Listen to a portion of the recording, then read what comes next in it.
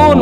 মানব জীবনে দুঃখ থাকবে, মানব জীবনে কষ্ট থাকবে, বিপদ আপদে, বলা মুসিবতে, সংকটপূর্ণ অবস্থায় সবরের মাধ্যমে যারা ধৈর্য ধারণ করেন, আমার আল্লাহ বলেন উলাইকা আল্লাযীনা সাদাকু ওয়া উলাইকা হুমুল মুত্তাকুন, তারা সত্যবাদী, ওয়া উলাইকা হুমুল মুত্তাকুন, তারা খোদাভীরু, তারা মুত্তাকি। জুড়ে বলুন সুবহানাল্লাহ। অপর আয়াতের মধ্যে আল্লাহ পাক সুবহানাহু ওয়া তাআলা ইরশাদ করেন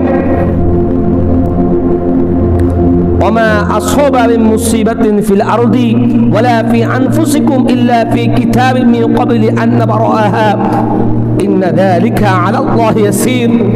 বান্দা, তোমার উপর যা কিছু বিপদ আপদ মুসিবত পতিত হয়, এগুলো সব আগে লিপিবদ্ধ রয়েছেন এবং তোমার তাকদীরের মধ্যে লেখা রয়েছে।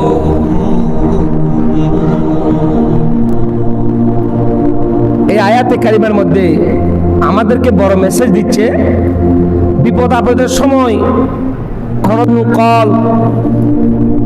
قال قلت يا رسول الله صلى الله عليه وسلم أي الناس أشد البلاء। হযরত সাদ রাদিয়াল্লাহু তাআলা আনহু আল্লাহর নবীকে প্রশ্ন করেন, ইয়া রাসূলুল্লাহ আইয়ুন নাস আশাদ্দুল বালা, কোন মানুষের উপরে বেশি বলা মুসিবত পতিত হয়?